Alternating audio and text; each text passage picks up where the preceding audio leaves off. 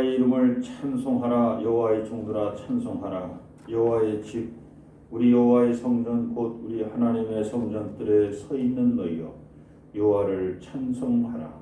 여호와는 선하시며 그의 이름이 아름다우니 그의 이름을 찬양하라. 오늘도 하나님의 성호를 찬양하기에 달려나온 교동의 모든 성도님들, 각 가정에서 예배드리는 모든 성도님들, 저들의 삶 위에 하늘의 위로와 평안으로 가득 채워 주옵소서. 예수님의 이름으로 기원드립니다. 아멘. 찬송 10장입니다.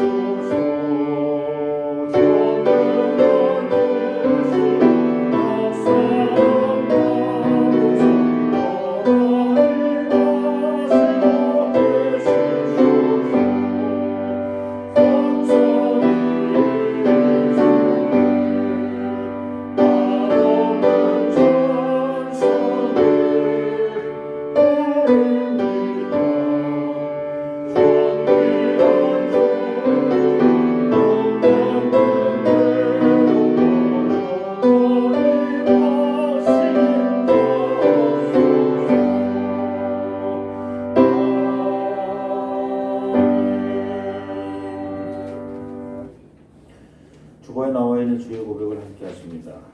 주님, 입술로는 언제나 주님을 따르겠다고 고백하지만 우리는 조금만 힘들어도 주님을 잊고 살아갑니다. 주님의 제자라고 말은 하지만 주님이 지신 십자가를 외면하며 살았습니다. 우리의 죄를 불쌍히 여기시고 용서하여 주옵소서. 비록 우리는 주님을 잊을지언정 주님은 결코 우리를 잊지 않으심을 깨닫게 하옵소서. 우리도 주님처럼 하나님 나라를 바라보며 아버지의 뜻을 이루어 드리는 자가 되게 하옵소서. 예수 그리스도 이름으로 기도드립니다. 아멘. 하나님께서 우리에게 주시는 용서의 말씀입니다. 내가 들으니 보좌에서 큰 음성이 나서 이르되 보라, 하나님의 장막이 사람들과 함께 있으며 하나님이 그들과 함께 계시리니 그들은 하나님의 백성이 되고 하나님은 친히 그들과 함께 계셔서 모든 눈물을 그 눈에서 닦아주시니 다시는 사망이 없고 애통하는 것이나 곡하는 것이나 아픈 것이 다시 있지 아니하리니 처음 것들이 다 지나갔음이로라. 아멘.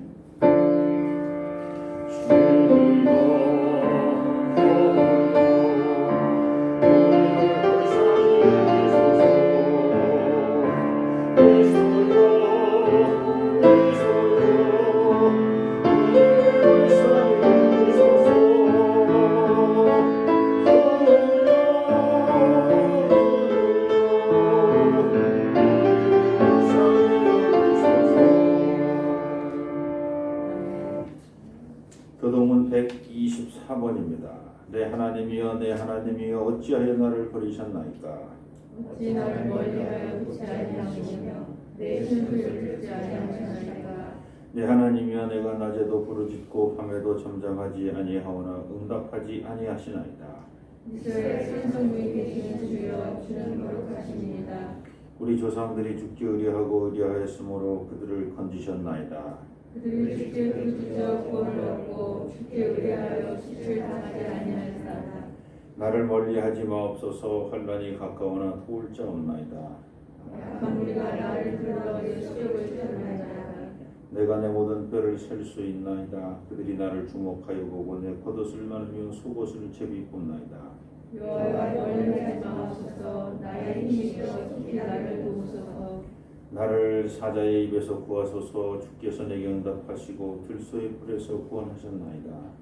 내가 주의 이름을 형제에게 선포하고 회중 가운데서 주를 찬송하리이다. 여호와를 두려워하는 너희여 그를 찬송할지어다.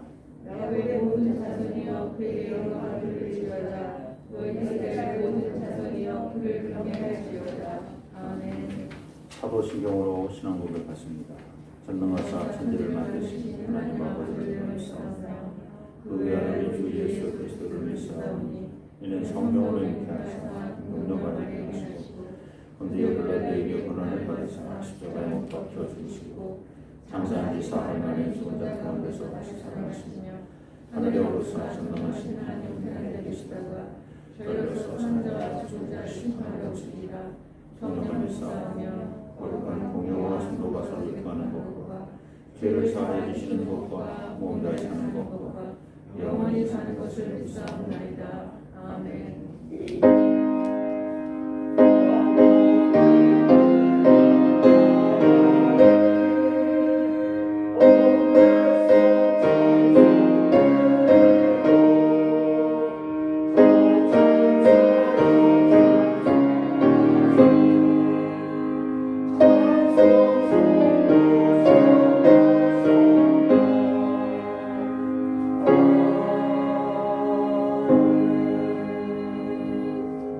자리에 앉으시기 바랍니다. 문경호 선생님 우리 옆에서 기도해 주십니다.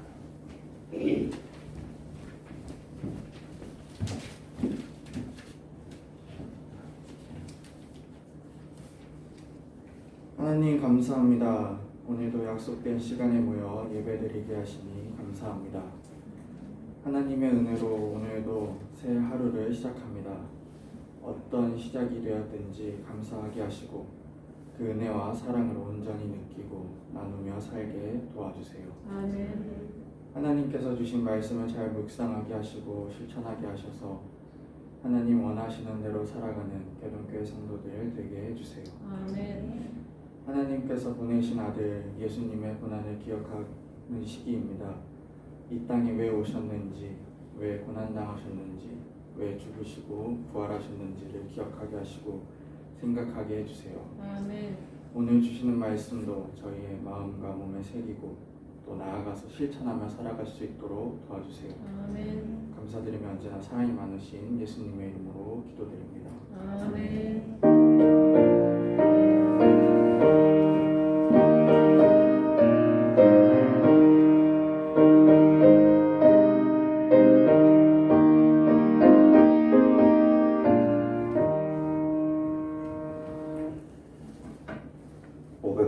장 찬송입니다.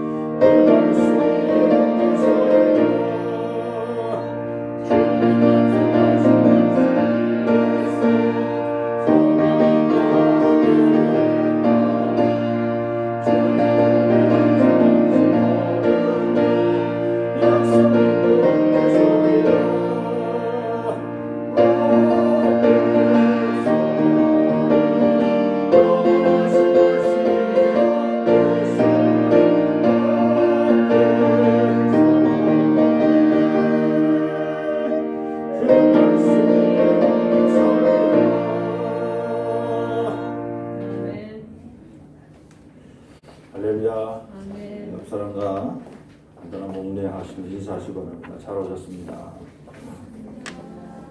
잘 오셨습니다. 오늘도 말씀이 조금 딱딱할 수 있습니다. 그래서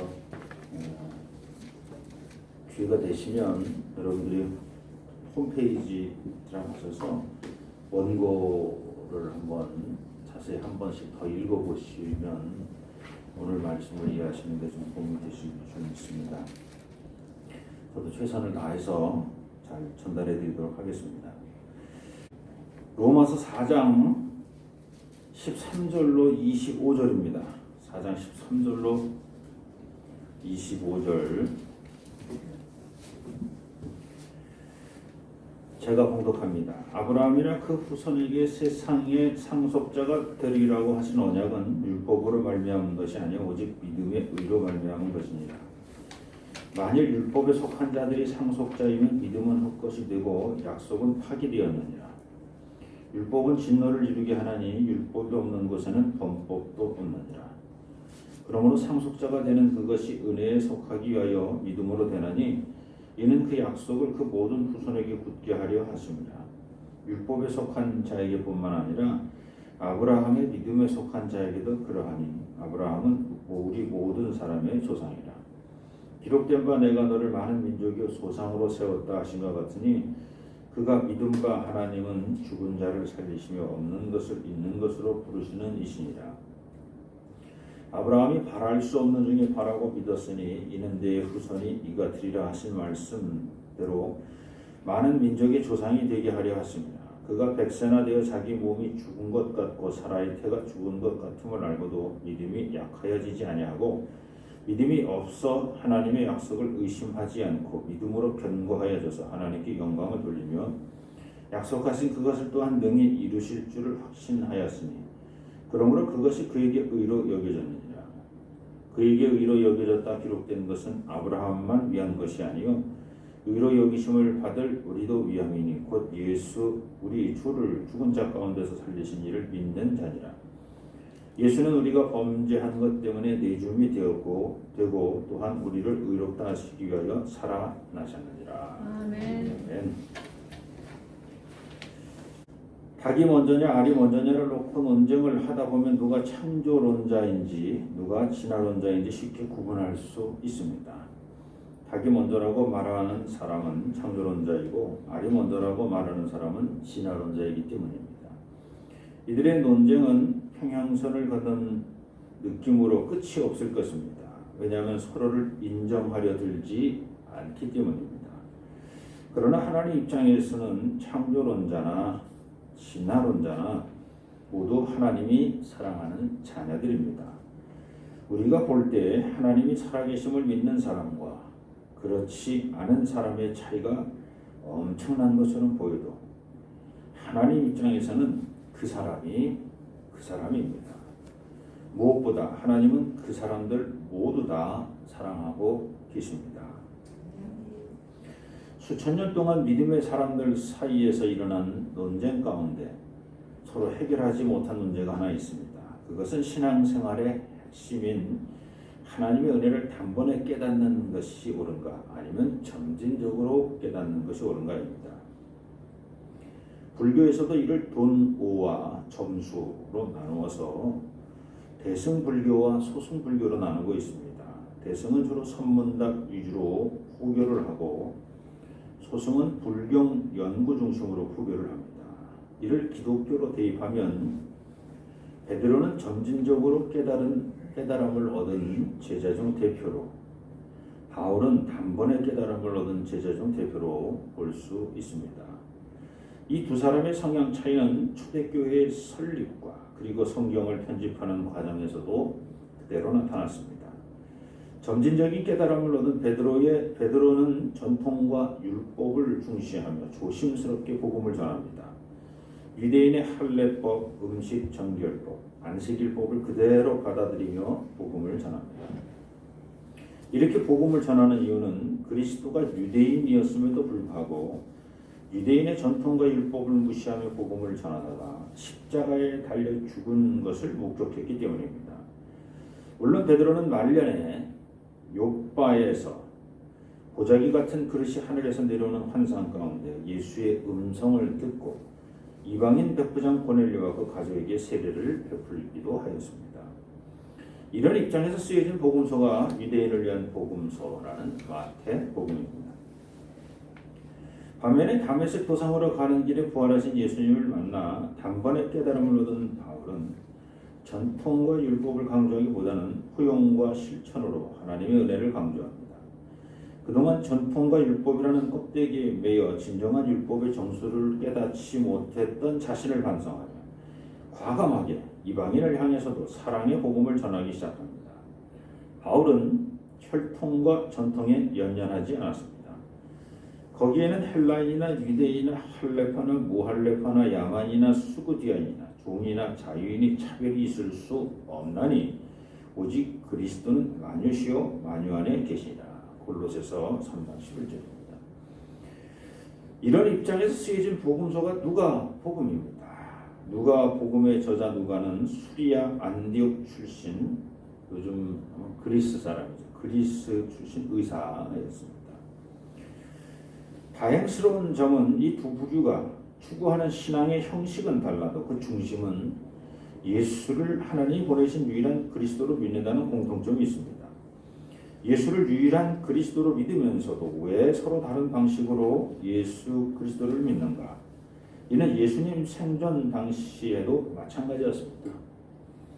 하나님의 말씀이 율법을 가진 유대인들이나 하나님 말씀이 육신되어 말씀으로 사신 예수 그리스도가 서로 대립하여 결국 힘없는 그리스도가 살해당하는 일이 벌어집니다. 같은 하나님의 말씀을 듣고 읽고 쓰고 말씀과 함께 사는 사람들인데 왜 이런 해괴한 일들이 일어났습니까? 이런 일이 일어나게 된 이유를 예수님은 한마디로 이렇게 정리합니다. 누가복음 7장 24절로 27절입니다.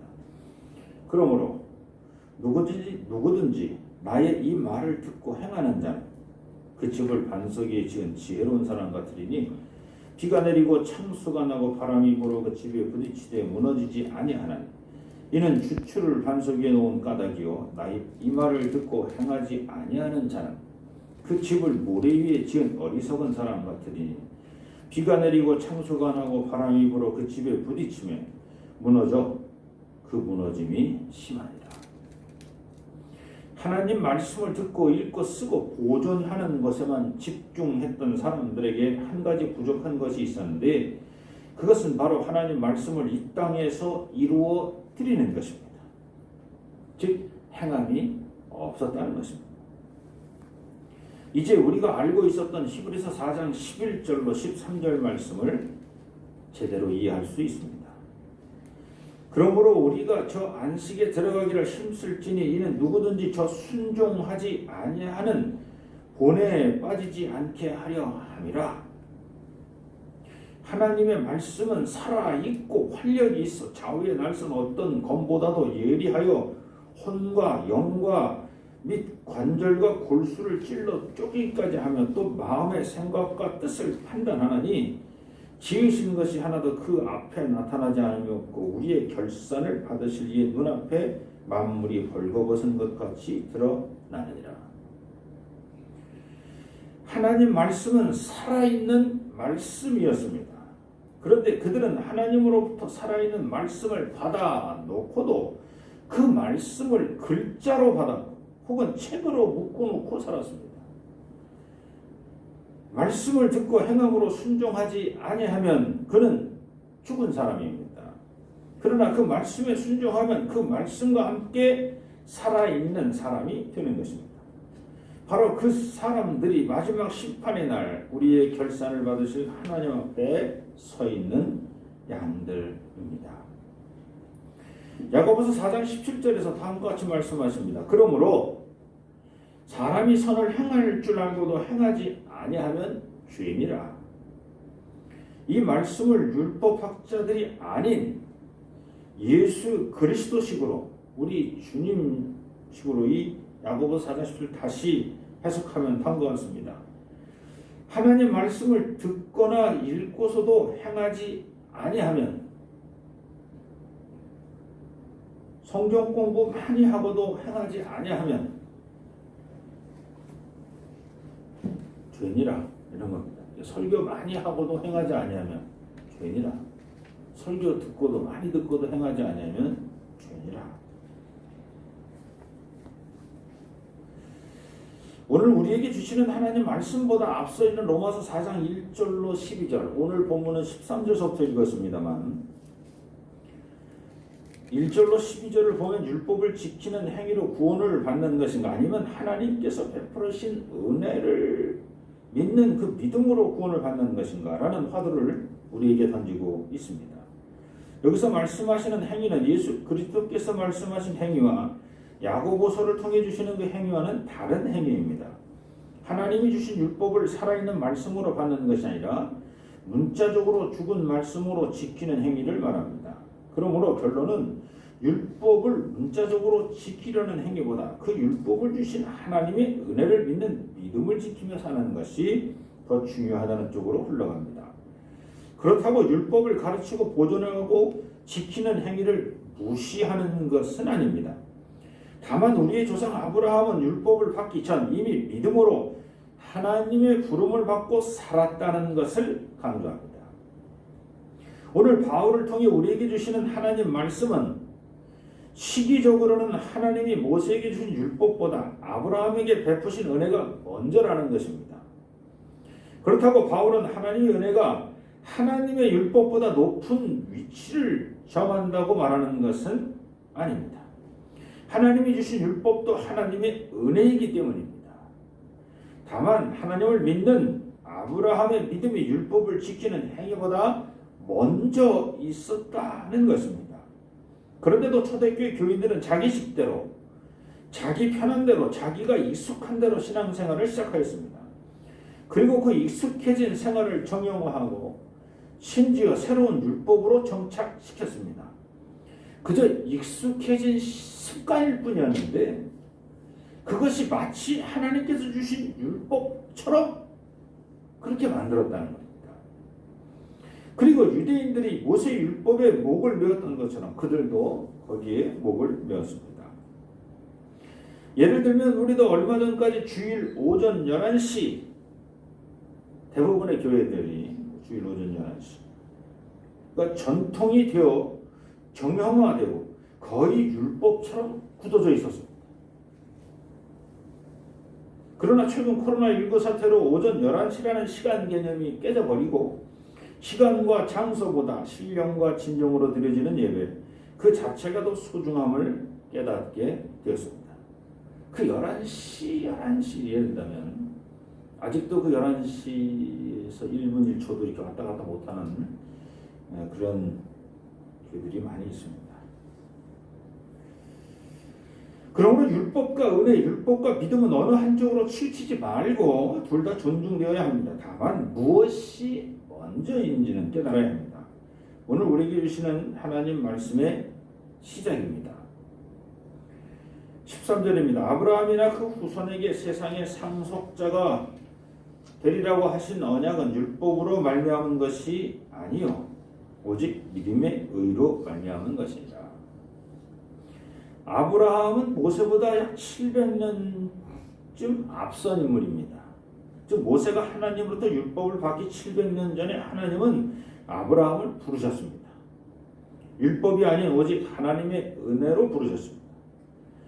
아브라함은 그 하나님의 은혜에 믿음으로 응답한 것입니다. 율법을 받기 이전에 하나님의 은혜를 믿는 믿음이 먼저라는 것입니다. 14절입니다. 만일 율법에 속한 자들이 상속자이면 믿음은 헛것이 되고 약속은 파기되었느니라. 만일 오늘 우리가 지키는 신앙생활의 규칙이 모세의 율법으로부터 시작되었다고 말한다면 아브라함이 받은 하나님의 은혜와 그 하나님의 은혜를 믿는 믿음은 덧없는 것이 됩니다. 물론 하나님 말씀인 율법도 중요하지만 그러나 그 말씀을 주시기 전에 우리에게 베푸신 하나님의 은혜는 율법 주신 후에도 변함없다는 것을 먼저 생각해야 합니다.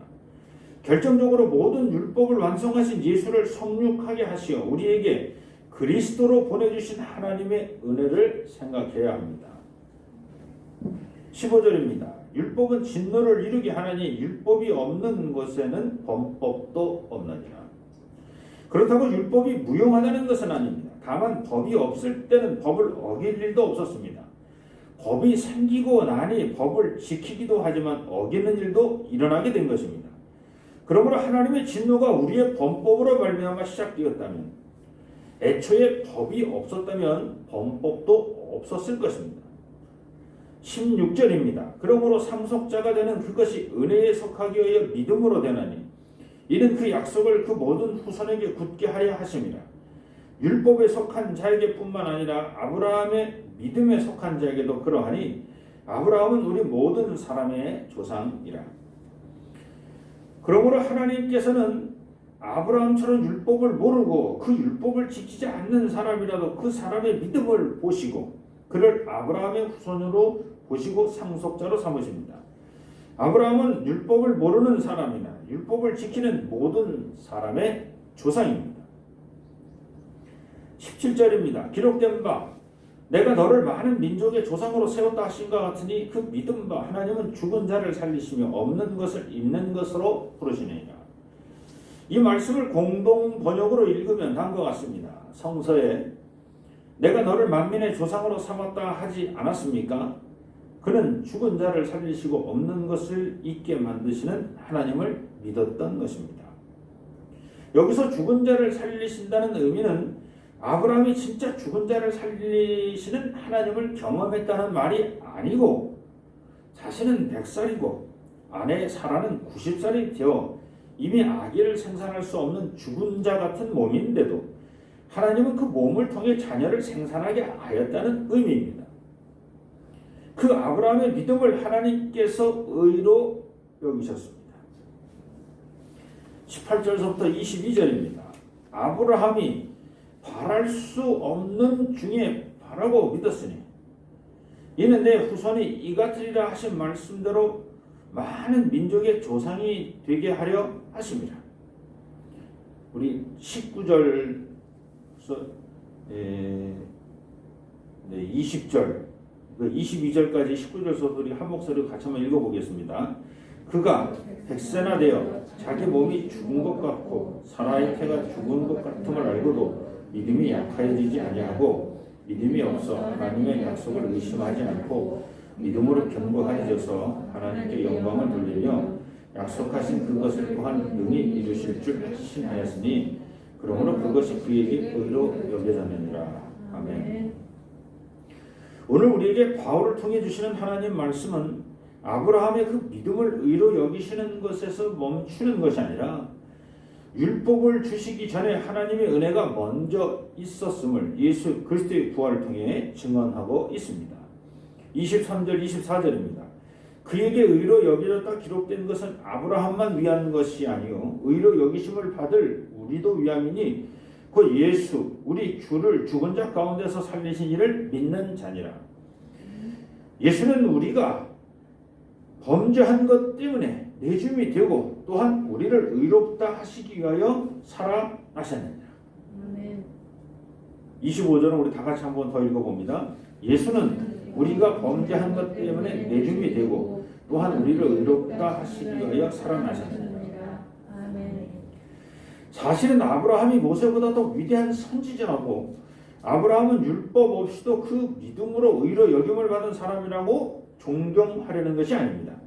아브라함이 바랄 수 없는 중에 바라고 죽은 것 같음을 알고도 믿음이 약하여지지 아니함으로 하나님께 의로 여김을 받은 것처럼 오늘을 사는 우리도 아브라함처럼 바랄 수 없는 중에도 바라는 믿음으로 살기만 한다면 하나님께서 우리를 의로 여기신다는 것입니다. 다만 아브라함이 의로 여김을 받은 것과 우리가 의로 여김을 받는 것에 차이가 있음을 바울은 전하고 있습니다. 즉 아브라함은 자기 자신이 죽은 것 같음을 알고도 그 믿음이 약해지지 않아 의로 여김을 받았다면 우리는 우리 자신이 아니라 우리 자신이 죽은 것 같은 이런 게 아니라 예수 그리스도가 죽었고 그 죽은 자 가운데서 그가 다시 살아났다는 사실을 믿는 믿음으로 의로 여김을 받는다. 아브라함은 자기가 죽은 것 같았고 자기가 죽은 거거든. 그런데도 자기를 다시 살리시는 내가 죽지 않았어. 우리 아내가 죽은 것 같은데 죽지 않았어. 우리를 통해서 하나님 역사하실 거야. 그 믿음을 통해서 의로 여김을 받았는데 우리는 우리 자신의 행위 내가 오늘 뭐 100번 기도를 했어요. 200번 선한 행위를 했어요. 나의 어떤 그 행위를 그 어떤 그 무엇인가 그것을 간직하려고 애쓸 필요가 없다는 거예요.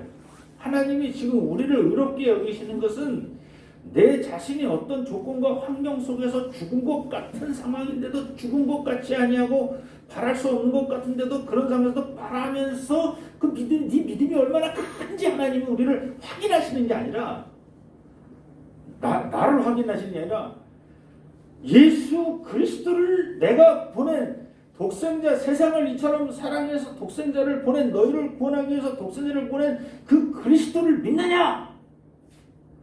그가 십자가에 달려 죽은 것을 믿느냐? 그가 다시 살아난 것을 믿느냐? 그러면 내가 너를 의롭게 여기겠다. 이건 보세요. 이거는 네가 어떤 조건을 가지고 있든지 네가 지금 어떤 상황 속에 있든지 네가 너의 삶이 어떤 삶인지 중요한 게 아니야.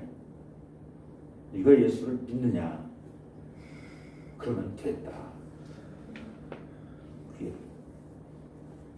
우리는 죽음에서 다시 살아나는 경험을 하기 위해 아브라함처럼 죽음에 이르는 지경에 도달할 때까지 그렇게 힘들게 살 필요가 없습니다. 왜냐하면 말씀으로 육신되어 이 땅에 오신 그리스도께서 우리를 대신하여 그렇게 살다가 십자가에 달려 돌아가셨고 그를 하나님께서 다시 살리셨다는 그 복음을 믿기만 하면 됩니다. 아멘. 갈라디아서 3장 11절입니다. 또 하나님 앞에서 아무도 율법으로 말미암아 의롭게 되지 못할 것이 분명하니 이는 의인은 믿음으로 말미암아 살리라 하였습니다. 결론입니다. 감리교 창시자 존 웨슬리는 돈오와 점수를 동시에 이야기합니다. 존 웨슬리가 말하는 선행 은총과 회심, 성화와 완전한 그리스도인은 돈오와 점수를 조화롭게 엮어갑니다. 갑작스럽게 찾아오는 회심도 하나님의 선행 은총이 기반이 되어 있어야 가능하고 회심으로 개인의 삶이 성결하다고 하더라도 거기서 멈추지 않고 사회의 성화를 이루기 위해 끊임없이 자기를 성찰하며 훈련해서 완전한 그리스도인으로 나가야 한다고 말하기 때문입니다. 어떤 이들은 이런 감리교회의 선행 은총을 격화시킵니다. 하나님의 무한하신 선행 은총을 믿게 되면 막 사는 인생들이 많아진다는 것입니다. 자기 마음대로 살다가 마지막 순간 하나님 용서해 주세요 라고 말하면서 하나님께 돌아오면 하나님은 그런 사람을 싫어한다는 것입니다.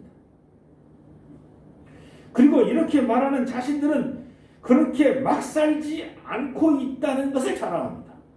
그래서 우리는 막 살지 않아. 그래서 우리는 평상시에도 거룩하게 살아. 우리는 성결하게 살려고 애를 쓰고 있어. 나는 저렇게 막 살지 않아. 그러나 이것은 잘못된 편견입니다. 이런 사람들은 예수님이 가르쳐주신 탕자의 비유를 부인하는 사람들입니다. 예수님 우편 십자가에 달렸던 강도가 낙원에 입성했다는 사실을 부인하는 사람들입니다. 그러나 하나님은 우리의 의로운 행위보다도 먼저 당신의 은혜와 사랑으로 우리를 구원해 주셨습니다. 아무리 우리의 믿음이 아브라함처럼 바랄 수 없는 중에서 바라는 것처럼 강할지라도 우리를 긍휼히 여겨주시는 하나님의 은혜가 먼저라는 겁니다. 우리에게 그리스도를 보내주시는 하나님의 은혜가 먼저입니다. 그러므로 이제 우리는 매일 하나님이 주시는 그 은혜에 감격하며 항상 기뻐하고 범사에 감사하며 살기를 소망합니다. 아멘. 할렐루야. 아멘. 오늘도 하나님의 큰 은혜를 경험하게 하시니 감사합니다. 아멘.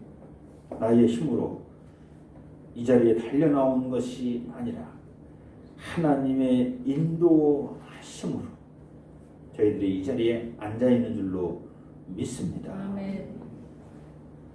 나의 행위도 중요하고 나의 믿음도 중요하고 나의 모든 것이 중요하지만 나보다 먼저 계신 하나님의 크신 은혜가 있음을 깨닫는 우리 모두가 되게 도와주옵소서. 아멘.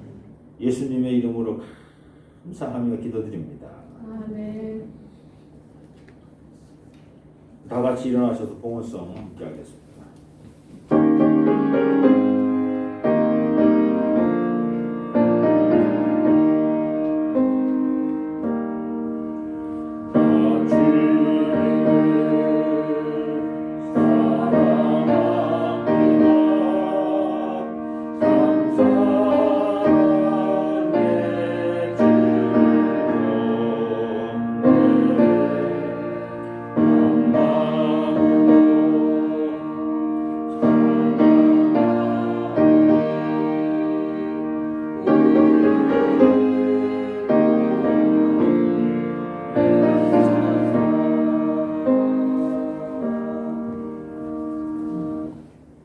자리에 앉으시고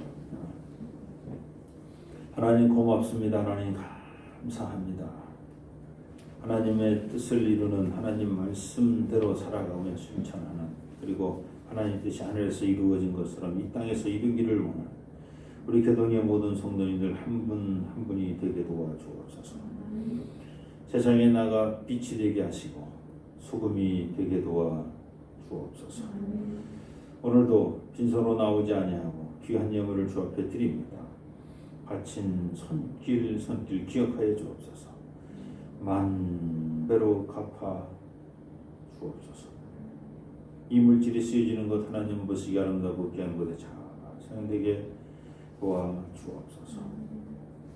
무엇보다 교회를 세워주셨사오니 이 교회가 이 지역사회에 복음의 방주가 되게 도와주옵소서. 구원의 빛을 비추는 등불이 되게 도와주시옵소서. 한 곳에서도 볼 수 있는 등대가 되게 하여 주시옵소서. 교회 학교를 주님께 맡깁니다. 좋은 선생님들도 세우셨사오니 선생님들과 더불어서 아름답게 훈련받고 교육받는 교회 학교가 되게 도와주옵소서. 전도사님을 중심으로 모든 교사들 한마음 한뜻이 되어서 함께 잘 양육할 수 있게 도와주옵소서. 참여하는 어린 학생들 그들 또한 참으로 좋은 경험을 하는 그래서 믿음이 성숙되어져 가는 귀한 학생들 되게 도와주옵소서.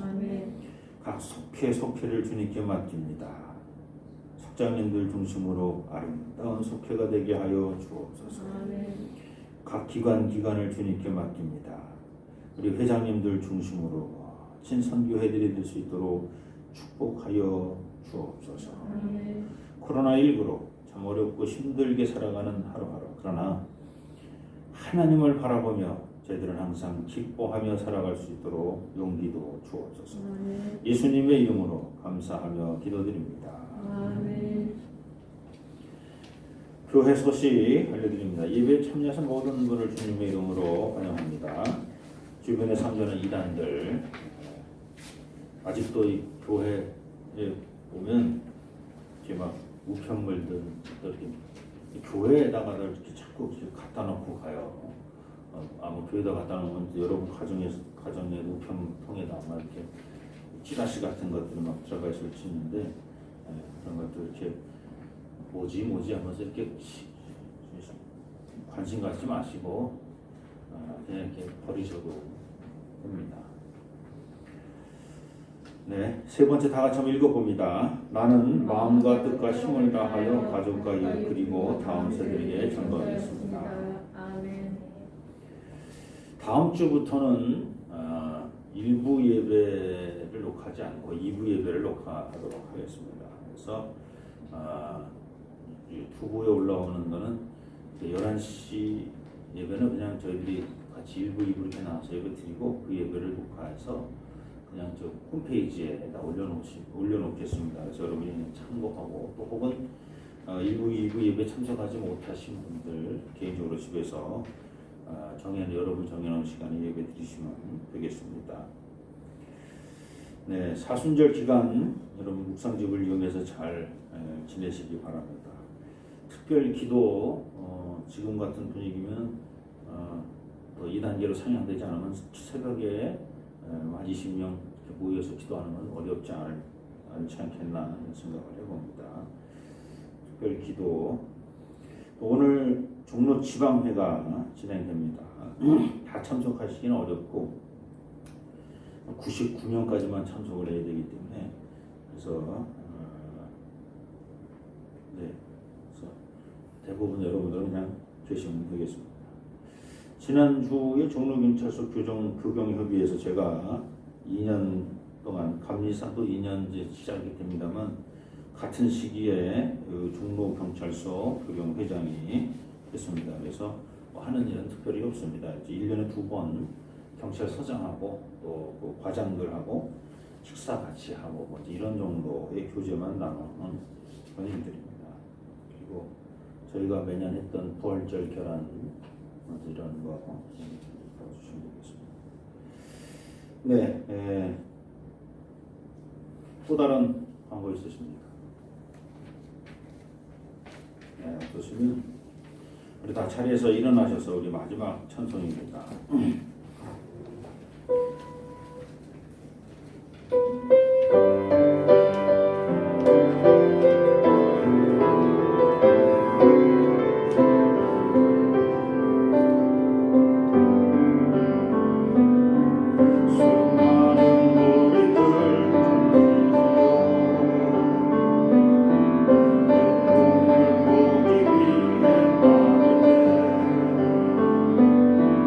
영광